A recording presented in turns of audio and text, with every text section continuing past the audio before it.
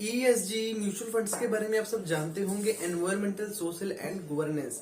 तो ESG एक parameter है, एक इन्वेस्टमेंट क्राइटेरिया है जिसके बिहाफ पर म्यूचुअल फंड स्कीम्स जो फंड मैनेजर्स होते हैं पोर्टफोलियो बनाते हैं स्टॉक्स को ढूंढकर जो ESG के पैरामीटर के ऊपर काम करते हैं। उन टाइप के स्टॉक्स में जो है इन्वेस्टमेंट करते हैं, उनका एक पोर्टफोलियो बनाते हैं और उन्हीं में जो फंड की इन्वेस्टमेंट होती है वही पोर्टफोलियो जो है स्कीम का होता है। तो अभी कुछ टाइम पहले ICICI Pru ESG fund, quant ESG fund और फरवरी महीने में एक्सिस ESG फंड और जो है media city ESG, sector leader ESG fund जो है अभी भी मार्केट में लॉन्च हुए हैं। तो आज हम बात कर रहे हैं एक न्यू NFO के बारे में जो कि ESG सेक्टर का ही है। ESG थीम पर ही इन्वेस्टमेंट की जाएगी जिसका नाम है कोटक ESG अपॉर्चुनिटीज फंड। तो NFO को जो इशू है 20 नवंबर से लेकर 4 दिसंबर तक ओपन रहेगा।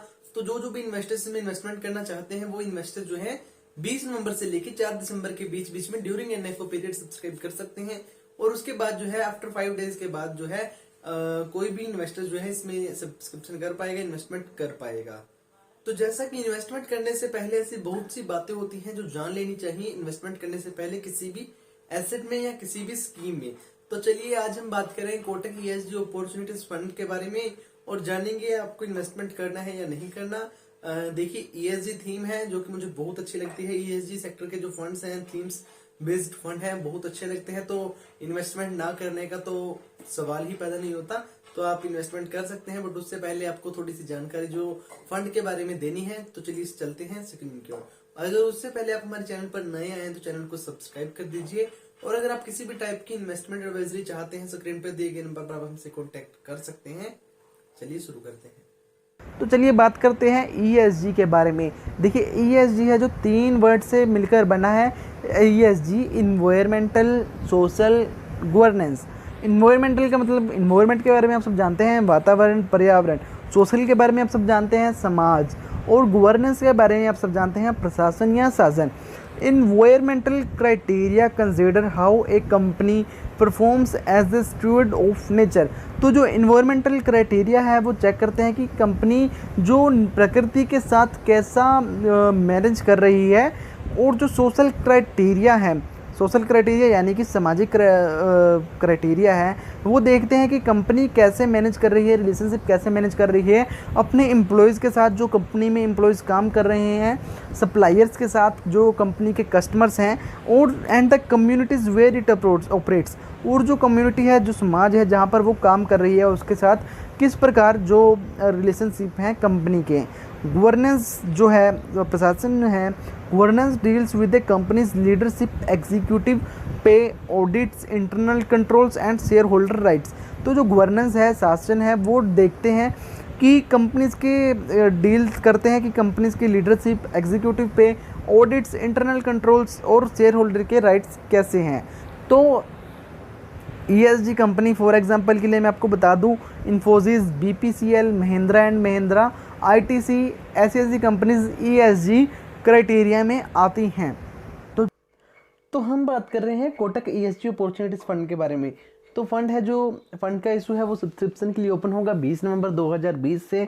NFO की जो क्लोजिंग डेट है 4/12/2020 को, यानी कि 4 दिसंबर 2020 तक जो है, अगर कोई इन्वेस्टर ड्यूरिंग NFO के पीरियड इन्वेस्टमेंट करना चाहता है तो वो 4 दिसंबर तक कर सकता है। तो स्कीम का बेंचमार्क है जो निफ्टी 100 ESG इंडेक्स इस फंड का बेंचमार्क है। ओपन एंडेड स्कीम है और फंड मैनेजर जी हैं जो फंड को मैनेज करेंगे वो हैं मिस्टर हर्ष उपाध्याय जी, इस फंड को मैनेज करेंगे। रिस्क है जो स्कीम में मॉडरेटली हाई है, क्योंकि एक थीम बेस्ड फंड है तो रिस्क है जो स्कीम में हाई रहेगा। मिनिमम इन्वेस्टमेंट की बात करें तो अगर लमसम इन्वेस्टमेंट आप करना चाहते हैं तो मिनिमम 5000 आपको जो है लमसम इन्वेस्टमेंट करनी रहेगी। अगर आप SIP के मोड से इन्वेस्टमेंट करते हैं तो आपको 1000 मिनिमम SIP अमाउंट जो है रहेगी। एंट्री लोड है जो जब आप इन्वेस्टमेंट करेंगे तो आपको किसी भी प्रकार का एंट्री लोड नहीं लगेगा, वो नील रहेगा। एग्जिट लोड है जो स्कीम का वो 1% है, अगर आप 1 साल से पहले अपनी यूनिट्स रिडीम करते हैं, अपनी इन्वेस्टमेंट सेल कर देते हैं। स्टैंप ड्यूटी के जो चार्जेस हैं जो कि सेबी की तरफ से अभी कुछ टाइम पहले ही लगाए गए हैं, 0.005% की जो स्टैंप ड्यूटी लगेगी अगर जब आप इसमें इन्वेस्टमेंट करेंगे।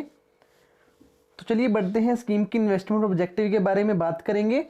The scheme seeks to generate capital appreciation by investing in a diversified portfolio of companies that followed the ESG environmental social and governance parameters। तो जो स्कीम का मेन इन्वेस्टमेंट ऑब्जेक्टिव है वो कैपिटल एप्रिशिएट करना है, investment करके एक diversified portfolio में उन कंपनीज में जो कि ESG के पैरामीटर्स को फॉलो करेंगे, उन कंपनीज में इन्वेस्टमेंट करके वहाँ से कैपिटल एप्रिशिएट करना स्कीम का मेन इन्वेस्टमेंट ऑब्जेक्टिव है। फिर बात करेंगे कि इन्वेस्टमेंट क्राइटेरिया है जो पोर्टफोलियो में कितना जो एक्सपोजर रहेगा किस सिक्योरिटी का, तो 80% से लेके 100% तक, यानी कि 80% से लेके 100% तक जो है स्कीम की इन्वेस्टमेंट रहेगी वो इक्विटी और इक्विटी रिलेटेड सिक्योरिटीज में रहेगी, जो कि बेस्ड ऑन ESG पैरामीटर्स के बिहाफ पर जो कंपनीज को चूज किया जाएगा उनमें रहेगी। Up to 20% in debt and money market instruments, तो 20% तक की जो इन्वेस्टमेंट है वो डेट सिक्योरिटीज और मनी मार्केट इंस्ट्रूमेंट्स में की जाएगी। तो चलिए जानते हैं कि ESG फंड में क्यों इन्वेस्टमेंट किया जाए, क्योंकि अब हम इन्वेस्ट कर रहे हैं तो हमें आपका भी जानने का हक है कि ESG स्ट्रेटजी आखिर क्या है, इसमें क्या है ऐसा। तो चलिए जानते हैं कि ESG स्ट्रेटजी के बेस्ड जो थीम फंड्स होते हैं ESG के, उनमें इन्वेस्टमेंट क्यों किया जाए। तो देखिए, ESG investments are expected to continue to grow based on niche themes such as low carbon, climate and gender, while developed market ESG indices outperformed in 2018। तो जो कहना है कि जो ESG इन्वेस्टमेंट है वो ऐसा माना जा रहा है कि ग्रो होती रहेगी कॉन्टिन्यूली, क्योंकि जो ESG स्ट्रेटजी ऐसी है कि एनवायरमेंटल है, हमारा वातावरण है, उसको साफ करने के लिए गवर्नमेंट काम कर रही है, और सोशल जैसा काम रहेगा, समाज के साथ जैसा काम रहेगा कंपनी का, और जो गवर्नेंस है अपने एम्प्लॉयज़ के प्रति, अपने जो सप्लायर्स हैं, बायर्स हैं, स्टेक होल्डर्स हैं, उनके प्रति जो कंपनी का कैसा रवैया है, तो उनके बिहाफ पर जो है ये स्ट्रेटजी काम करती है। तो इसलिए इनका मानना है कि जो इन्वेस्टमेंट स्ट्रेटजी है, ESG इन्वेस्टमेंट है, वो बढ़ने पर ही है।